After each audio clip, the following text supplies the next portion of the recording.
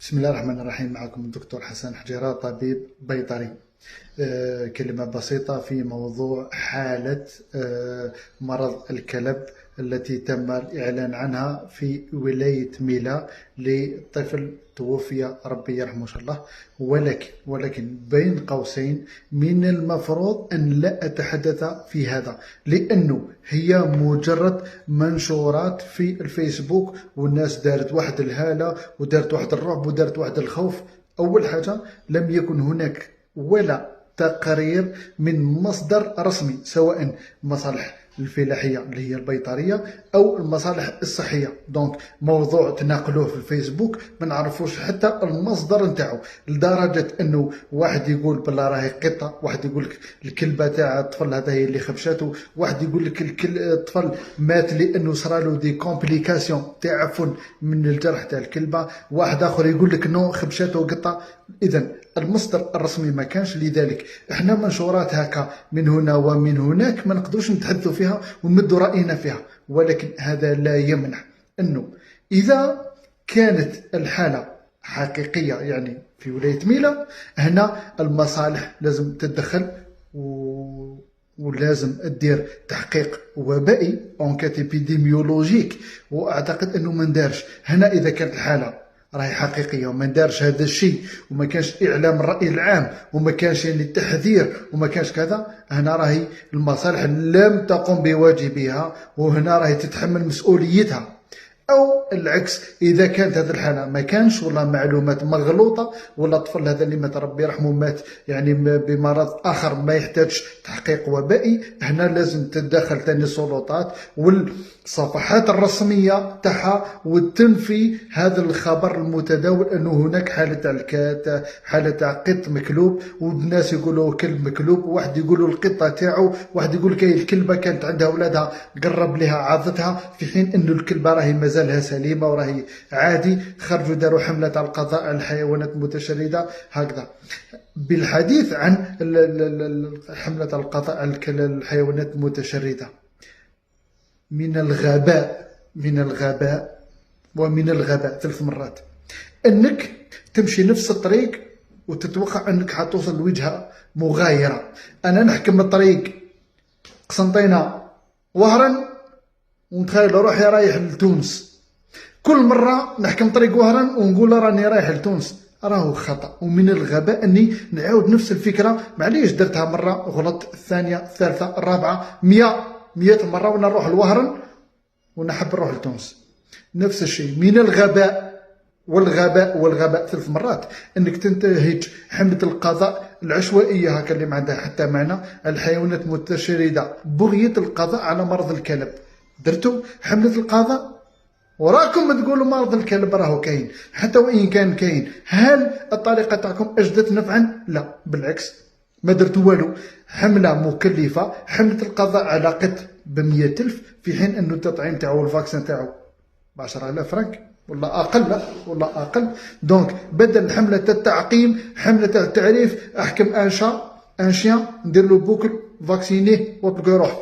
بهذه الطريقه نقضيو. زيد فوق هذا الشيء كامل تروحوا تجريو القطط اللي راهي عايشه في المحيط العمراني، في حين انه الكلب تاع الصح راهو البرة، الذيابه، الثعالب، الكلاب المتشرده اللي خارج اقليم العمراني ممكن تهدد السكان. ولكن الكلاب، واحد كلب عايش في كارتي في البلوك، الاولاد يوكلوه يشربوه، تجي تقتلوه علاه؟ بسبب واش؟ كاين شكوك تاع مرض الكلب. هي فاكسينيه وانت مطمن انه الكلب هذاك راهو حيحمي لك التيريطوار من كلاب ضاله متشرده جديده، حيحمي لك التيريطوار من الخنازير، من الذئاب. دونك حنا رانا شفنا الخنازير ولات تدور في البلوك في العماره. اذا بدل انك تقتل قدام مره وانتم ديروا الحمله هذه وما وصلتوش النتيجه، بدلوها مره في حياتكم برك، ديروا حمله شامله كامله تاع التطعيم، وخلي الناس جميع اي واحد يلقى واش هو شامله، مش بيريود، ماهيش اليوم العالمي لمرض الكلب ديرها لي 28 سبتمبر وتروحوا ديروا حمله التطعيم في يومين ولا 3 ايام. ديروها دائمه على مستوى المصالح البيطريه، على مستوى البياطره الخواص، هاك الفاكسين وفاكسيني مجانا. مع العلم الناس درتو فيهم الرعب، بالمنشور هذاك القطه خبشت واحد مات مكلوب. قطط المنازل القط راه مربي في الدار عنده ومداير فاكسان طيشوه، قال لك خايف يعود انه اصاب بالكلب. يبقى منشورات توعويه، مرض الكلب ينتقل عن طريق العض عن طريق العض منين موش من حيوان هكا كالم تمدلو ياكل يشرب كذا ويخبشك تشك فيه المكلوب. القط المكلوب اصلا القط المكلوب او الكلب المكلوب الكومبورتمون تاعو يتبدل، يولي اغريسيف، يولي يعض، يولي يخبش، يجري، ما يعيشش في قطيع، الرغاوي خارجين من فمه. وكاين نوع اخر انه ما ياكل ما يشرب ويحكم كوان ومتخبي تحت الشجر، يشارش لي زوندروا كالم الظلمه يروح يتخبى ثم. هذه اضعف الايمان. والاخر من الناس على بالو بلي هذه الحالات ما يدورش بها. دونك انت قط يدور في ان كارتي، عايش في ان كارتي، تجي تقتلو بنيتك انك تقضي على الكلب. الكلب راه اذا كان هناك مرض الكلب راه في المحيط.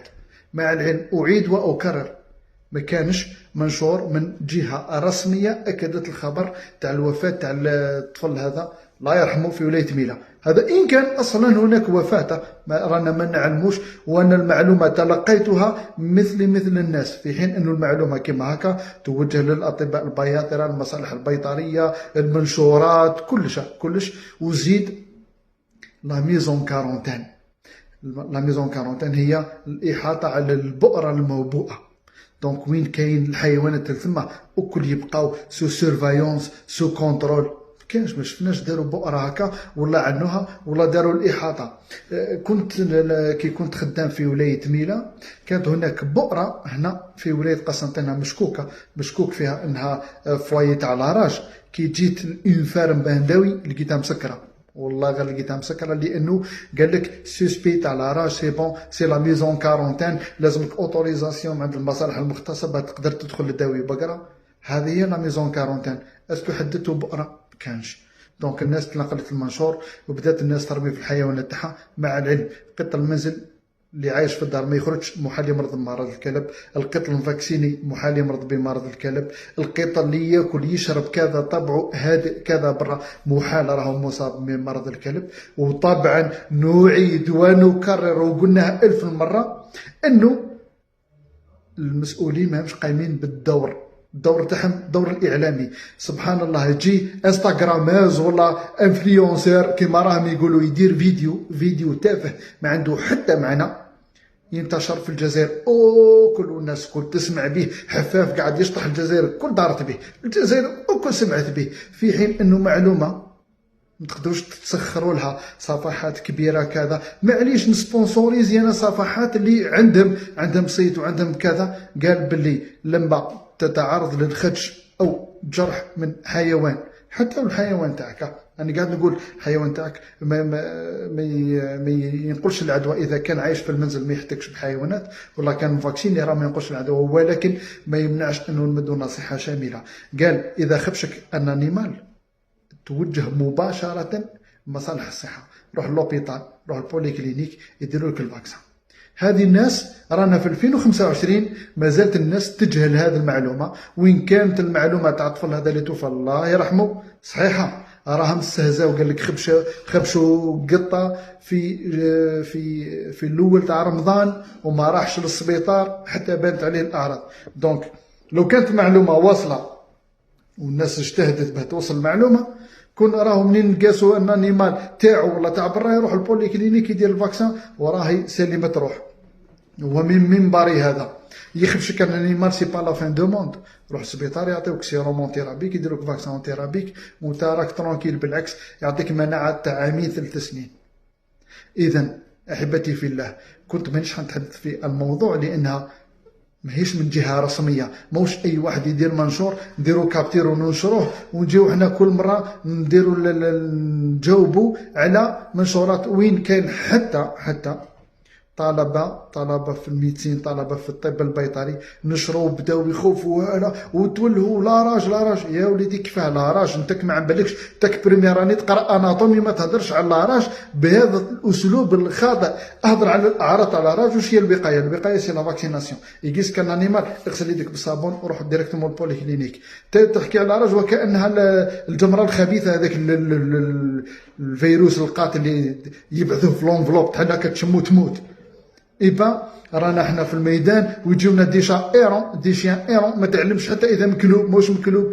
تشوفوا تنسبيكتيه دو لوان من بعيد تشوف الاعراض ابيبري. جو بورت لي غون تاعي ونخدم نورمال. هذه هي.